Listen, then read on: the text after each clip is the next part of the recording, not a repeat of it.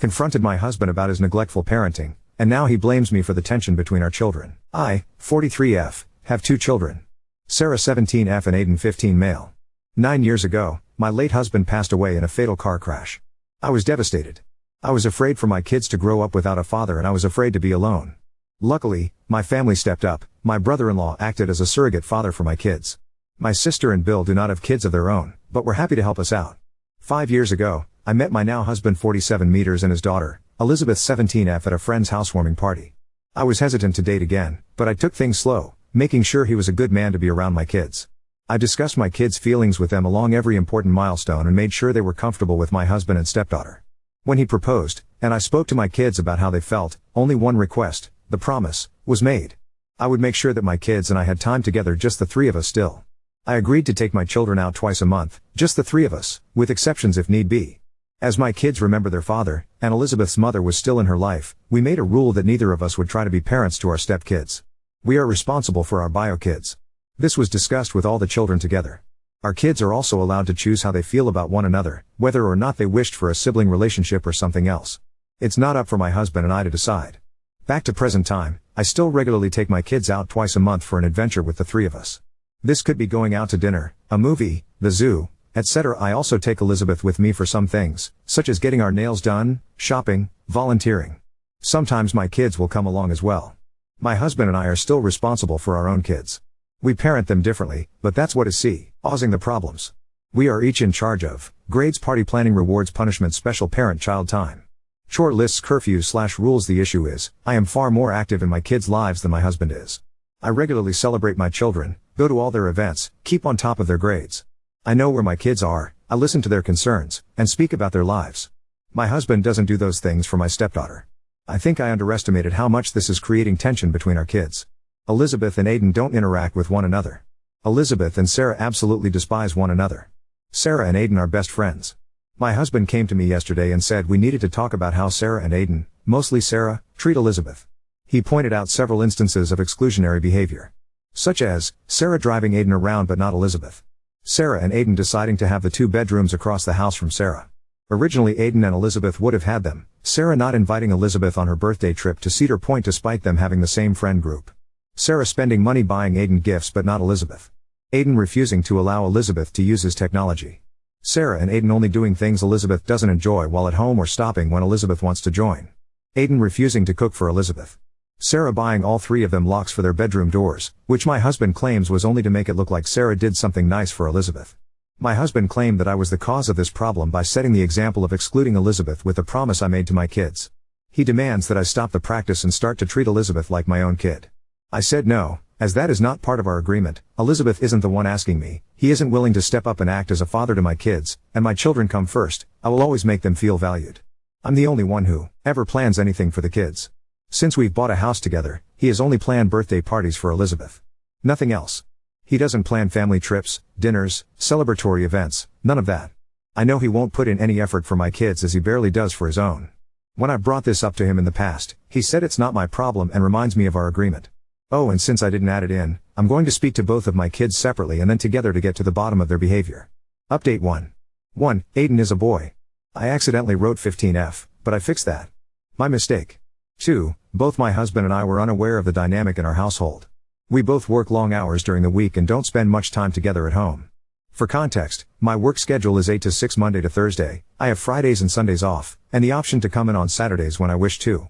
My kids and I go to sleep around 8 to 9, Elizabeth stays up a little later, and my husband goes to sleep around 7. He works 12-hour shifts from 6 to 6 every day and wakes up for work around 5. He also has Fridays and Sundays off. I usually plan for the weekends on Monday, which we typically are out of the house for. We as in me, always, my kids, stepdaughter, and hubby. 3. I do spend time with my stepdaughter, as stated in the previous post. 4. My husband and Elizabeth have different ideas of spending time together.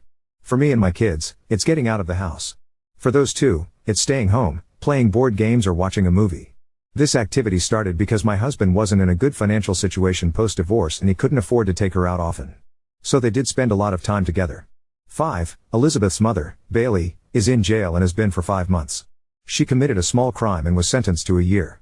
She keeps in contact with Elizabeth via phone calls, letters, and visitation. Saturdays are usually spent now with me and Elizabeth going to visit Bailey, unless I need to work. Her father doesn't bring her. 6. My kids and Elizabeth did get along. The exclusion doesn't happen during family trips or when I'm around. 7. Sarah has a car but Elizabeth doesn't, though she has a license. Sarah has been working since she was 15 and I agreed that I would pay half plus insurance, while Sarah pays the other half plus gas. 8. Aiden was also not on the Cedar Point trip. I paid for most of the cost but Sarah helped and a lot of the other girls' parents plus kids chipped in as well. 9. I am more strict with my kids than my husband is with Elizabeth. They have a curfew, great expectations, safety regulations, etc. I think that's it, but I might add some if I think of anything else. I am also going to address the previous points. These are not justifications, just how I see them along with more clarification. Sarah driving Aiden around but not Elizabeth. Aiden does not have a license and has multiple outside activities. Elizabeth drives either mine or my husband's car. Sarah and Aiden deciding to have the 2 bedrooms across the house from Sarah. Originally Aiden and Elizabeth would have had them. Our house has 2 master bedrooms and 2 regular bedrooms. Sarah was going to have one of the masters, but she insisted Elizabeth take it, her reasoning being she won't have to share a bathroom with her stepbrother. The 2 masters are on the main floor, the regular rooms are on the second floor. Literally just a hallway with bedrooms and a bathroom. Sarah not inviting Elizabeth on her birthday trip to Cedar Point despite them having the same friend group. Said in point 8 Sarah spending money buying Aiden gifts but not Elizabeth. I don't see a problem with this. Sarah earns her own money, she can spend it as she pleases. Aiden refusing to allow Elizabeth to use his technology. He and Sarah are both gamers but Aiden is 10x more invested in it than Sarah. Sarah and Aiden only doing things Elizabeth doesn't enjoy while at home or stopping when Elizabeth wants to join. Not sure but defo not okay. Aiden refusing to cook for Elizabeth. Aiden cooked a lot as a kid and developed a passion for it. He cooks dinner for the entire fam, including Elizabeth, and will cook separate things on Sarah's request, like lunch or breakfast, and she will also buy him ingredients for new recipes either of them wish to try. Sarah buying all 3 of them locks for their bedroom doors, which my husband claims was only to make it look like Sarah did something nice for Elizabeth. This one I also see no issue with. Privacy is important and all 3 install their locks. Update 2. I spoke with all 3 kids last night separately and told them all to write a list of things they want to address in today's family meeting. I found out a lot that absolutely shocked me when I spoke privately. For the family meeting, we all sat down in the living room. I asked Elizabeth to speak first, since she is the one who is upset and without explanation for her behavior. She reiterated the statements above, and added some things on her list. Elizabeth's list: movie nights upstairs without her, refusing to drive her to school/leaving without her. Refusing to even attempt a sibling relationship with her. Putting locks on their doors and using the bathroom to be able to visit each other/hang out. Gaming without her. Elizabeth said she felt as if they hated her and wanted her gone. She said she is just as worthy of a parent as Sarah and Aiden were, and how it's unfair that we get to be a family and she doesn't have one. Sarah, very rudely, asked if she honestly felt she has any less of a family than she and Aiden do. Elizabeth was going to say something else, but my husband stepped in and asked Sarah to read her list. Though Sarah told me last night about what Elizabeth had been doing, I didn't expect how bluntly she would bring it up. Sarah's list: breaking into their bedrooms and stealing their stuff/food. Insisting on sharing clothes/matching. Insisting on a sibling relationship when already declined by both. Following her around school and forcing herself into Sarah's friend group despite being told multiple times to leave them alone. Threatening to go to teachers/me and hubby if they didn't. Stealing and then ruining Sarah's makeup. Telling my kids they should be happy their father died because now they have her dad and a sister. Making inappropriate comments towards anime characters out loud while watching together, this includes minors, insisting Aiden has a crush on her. Getting handset with Aiden and then getting defensive when Sarah intervenes/calls her out for doing so. This is the real reason Sarah insisted on the bedroom situation, purchasing 2 fun items and giving one to Sarah after she confessed to a crush on TV. Throwing a fit whenever she loses in a game or any form of competition. Refuses to study/spend time on school and then complaining when she doesn't get good grades. Expecting me to step up and do everything for her, even though I do not do those things for even my own kids, instead of her father. Constantly being late getting ready for school and then being upset they don't wait for her. Flirting with Sarah's boyfriend at the time because sisters share everything. Refusing to get a job or do anything worthwhile while being jealous of both kids' accomplishments. When she was done, I asked Aiden if Elizabeth was really trying to touch him. He didn't answer at first, but after a moment said yes. Elizabeth denied it immediately, but Sarah shut her down and said she wasn't finished speaking. Sarah told Elizabeth that she was a disgusting human being, that she thinks she can get away with anything she wants but she can't. None of their friends like her and wouldn't be around her if Elizabeth didn't make them.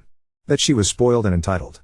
That if she ever tried to do anything with her brother, Sarah and everyone else would make her life living hell. I stopped Sarah there, as I don't tolerate threats of violence. Elizabeth said it's not fair, that she and Sarah have similar interests, and that she's only treated worse because she's ugly and Sarah isn't. When you do it, it's cool. When I do it, it's trashy and weird. Sarah argued back, saying it doesn't have anything to do with her looks, she's just a bad person. Elizabeth brought up how Sarah is the bad one, purposefully excluding her, spending time with me separately, refusing to acknowledge her in the house she lives in, refusing to accept her and her father as family, that they both lost a parent. Sarah, my dad is dead. He's never coming back. Your mom is in jail. You speak with her daily. See her every week. It's not the same at all. Elizabeth, it is the same. I share my dad, you're just bitching that you have to share your mom now. Sarah, at least my dad didn't choose to leave me. Your mom had a choice and I can see why she chose it. Elizabeth slapped Sarah. Aiden punched Elizabeth. Husband shoved Aiden into a mirror hung on the wall. I started screaming at my husband to keep his hands off of my children while telling my kids to go pack a bag. Kids ran off, Elizabeth followed them, husband and I were screaming at each other. I could hear Elizabeth pounding on their doors and crying. After a lot of yelling my husband slapped me, then Sarah started screaming at Elizabeth. Apparently Aiden was putting the bags in the car, and the girls disappeared. I found them in my bedroom fighting because Sarah was packing a bag for me. I told Sarah to go wait in the car while I pack. She hesitantly obeyed. I packed my bag while husband and Elizabeth were screaming at me, then left. Sarah was on the curb in the driver's seat, so I let her drive away and then told her to switch with me. My son had to be taken to the hospital as the mirror had cut him. Aiden needed 17 stitches and has a concussion. I am pressing charges against my husband and filing for separation and divorce immediately. I'm currently writing this from our hotel room. I spoke to Sarah and asked why she didn't bring any of this up previously.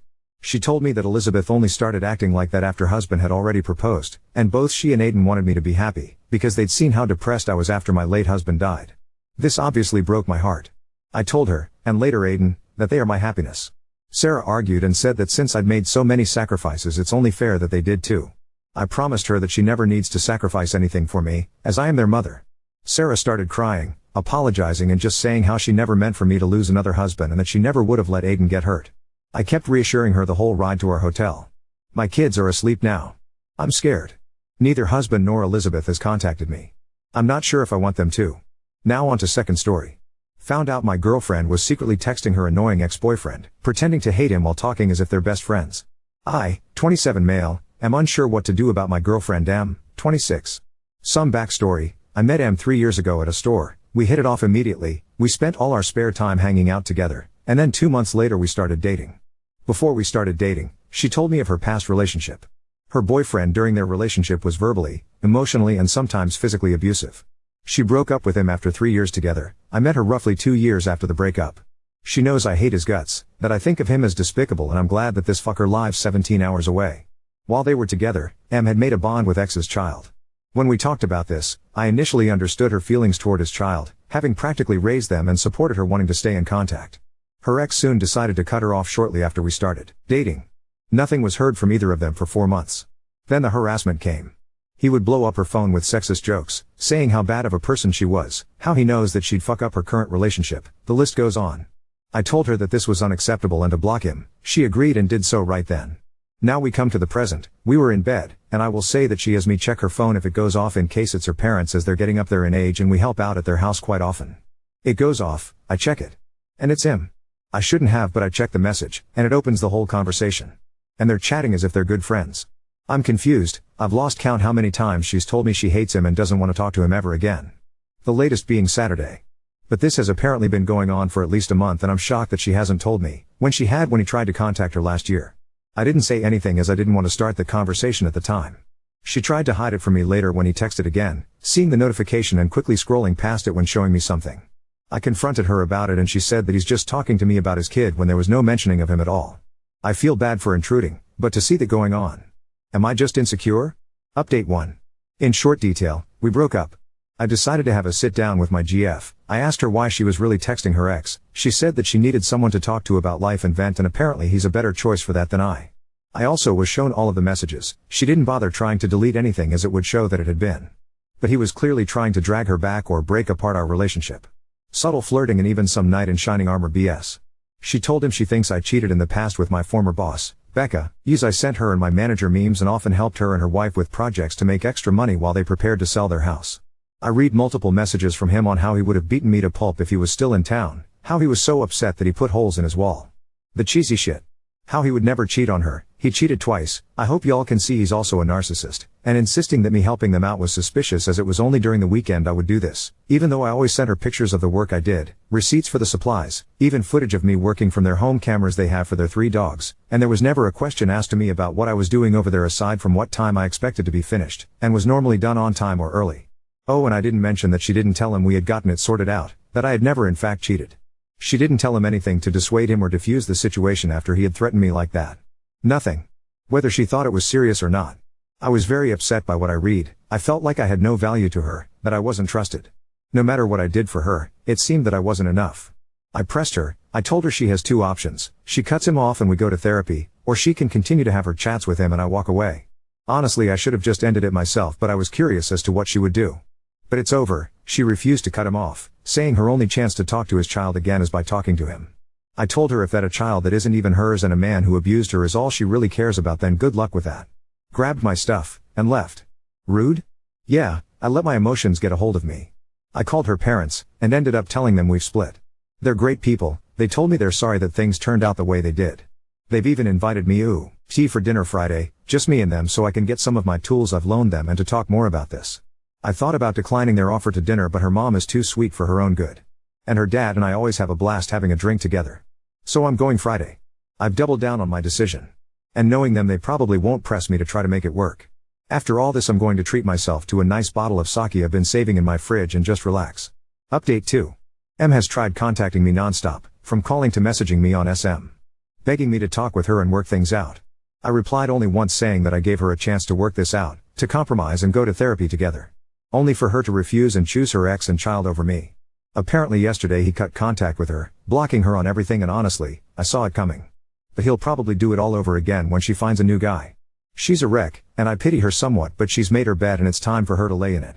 I told her that there will be no second chance, that I was finished the moment she made her values clear, and again suggested she get therapy. I wished her the best and then deleted her off my phone and anything else she was on. I went out to dinner with her parents last night, and it was actually a good time with them. Her parents were kind yet to the point. Her parents told me not to mince words or leave bits out and just tell them exactly what had been going on. I tried to tell them that while I respect them, that I did not want to drag them into our relationship problems and wanted there to be no issues with them and their daughter. Well, her dad told me they had already had a long talk with them, and regardless, wanted to hear my input. So we talked.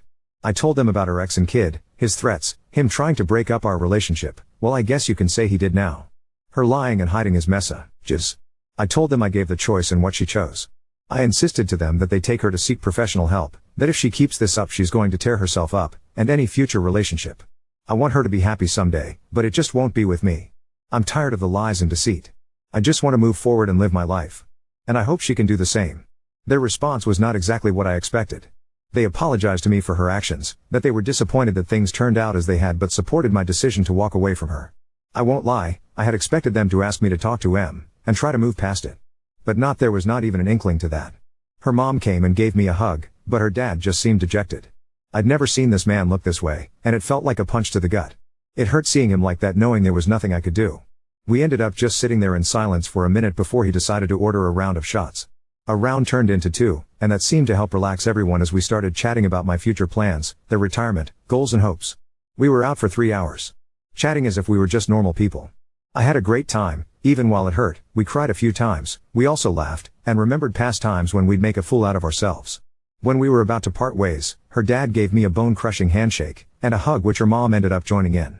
This man has never hugged me, so I was really caught by surprise. They told me to take care of myself, eat healthy, don't sink yourself in alcohol, and just focus on getting through the days.